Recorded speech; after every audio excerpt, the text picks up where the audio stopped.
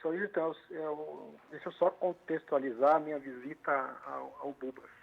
Eu sou presidente da Comissão de Conflitos Fundiários do Tribunal de Justiça do Paraná, e nessa condição nós fomos demandados para verificar duas ocupações que existiam na cidade, uma na Gleba Guarani, né, e uma ocupação mais recente que é anexa ao Bubas e fica próxima àquela perimetral que dá acesso a essa nova ponte que vai ligar o Brasil ao Paraguai. Jardim Guaíra. Isso, Jardim Guaíra. Daí eu tive que passar pelo Bubas para acessar essa segunda ocupação no Jardim Guaíra.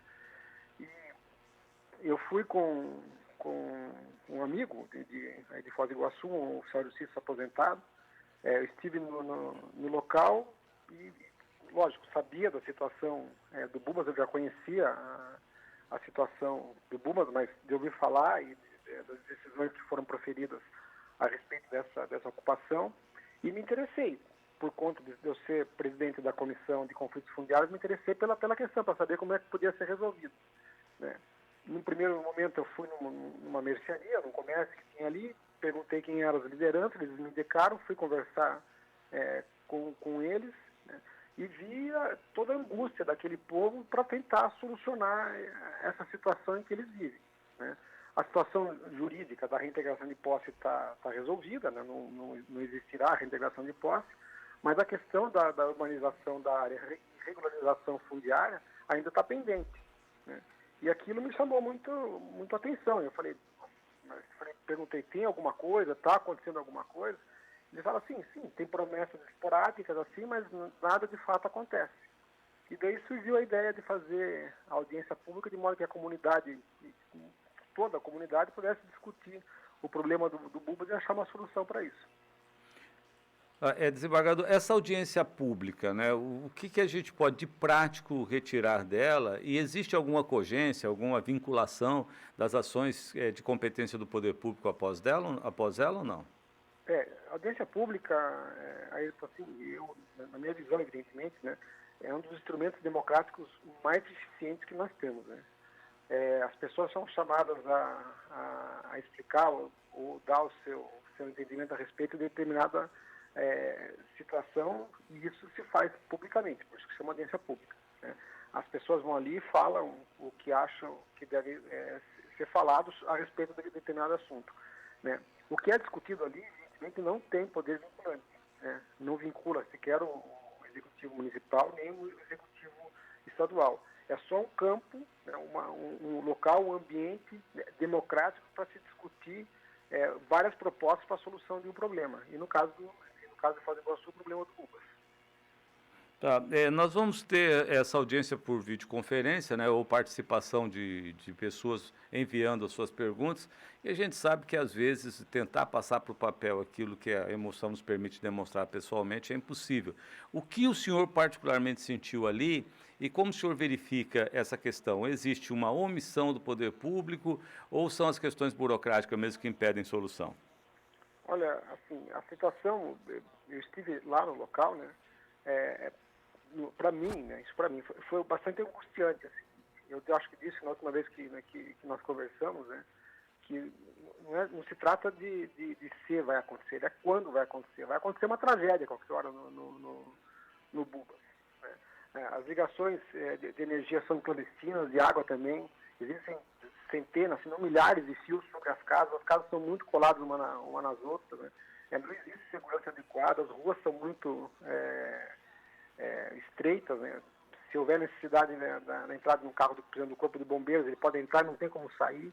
Eu não sei se ele pode conseguir fazer as operações necessárias para o combate de um incêndio, por exemplo. Isso me deixou realmente bastante angustiado e preocupado, né. Por isso também a ideia da audiência pública. Agora, com relação à omissão, eu não posso dizer que houve omissão do poder público, seja municipal ou seja estadual, porque essa questão jurídica, ela levou anos para ser resolvida. Foi um debate jurídico assim, de alto nível, né?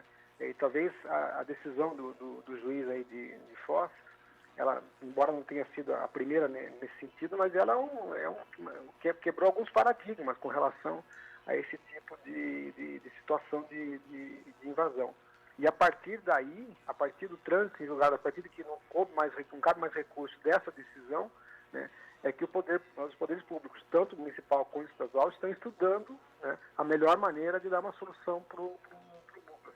Eu não vejo ainda, né, condições de dizer que houve omissão, seja do executivo estadual, seja do executivo municipal. Há um trâmite burocrático que tem que ser respeitado, né? Eu acredito que a audiência pública vem justamente auxiliar os gestores para achar uma solução para essa situação.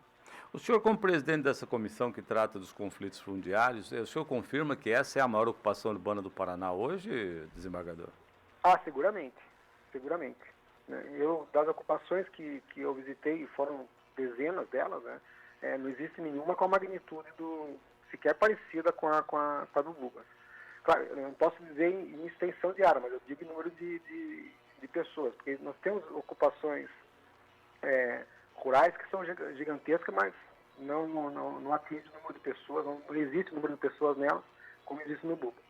O senhor disse que veio à Foz para tratar de uma questão relacionada a duas outras áreas ocupadas, uma na Gleba Guarani e outra ali na região de Jardim Guaíra, próximo ao Bubas. E o senhor passou pelo Bubas, né?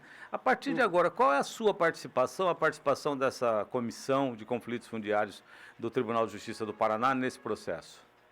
Do qual processo o senhor diz? Do Bubas. Do Bubas é o seguinte, na verdade, feita a audiência pública, nós vamos acompanhar o desdobramento, né?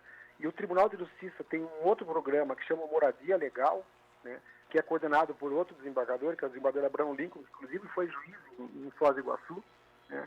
E esse programa Moradia Legal é que vai tentar tratar da regularização fundiária dessa ocupação. A Comissão de Conflitos Fundiários, ela tem por objetivo fazer a mediação nas áreas em conflitos para achar uma solução. A partir do momento que nós encontramos a solução, né, e é possível a regularização fundiária, entra esse outro programa do Tribunal de Justiça, que é a Moradia Legal, que já esteve em Foz do Iguaçu regularizando uma outra área que eu não me recordo onde é. Mas já esteve aí fazendo a regularização. São quase 5 mil imóveis em Foz do Iguaçu, incluídos nesse programa Moradia Legal do Tribunal de Justiça. Desembargador, sobre as áreas que o senhor veio visitar, qual é a situação, principalmente da Gleba Guarani, que é outra questão também que preocupa aqui? A Gleba Guarani, eu estive lá, são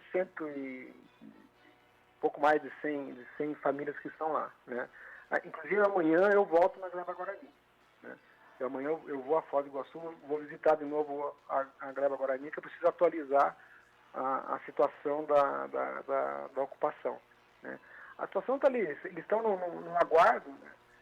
Na última audiência de mediação que nós fizemos, nós definimos que vamos aguardar essa audiência pública para ver se as soluções apresentadas ali seria possível ou não incluir a ocupação da Gleba Guarani numa das soluções que foram apresentadas para o Bubas. Então ali por hora está em stand-by, está parado o processo até a realização da audiência pública. E a outra área na região sul, próximo ao Bubas?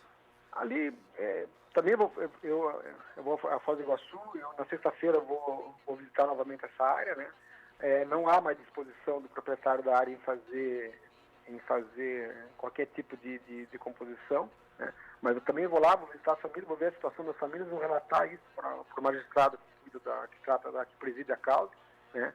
E o processo ali prossegue. O que vai acontecer para frente, a gente só acompanha se a comissão só vai acompanhar essa situação e verificar se em caso de desocupação ela aconteça de maneira ordenada e sem danos pessoais.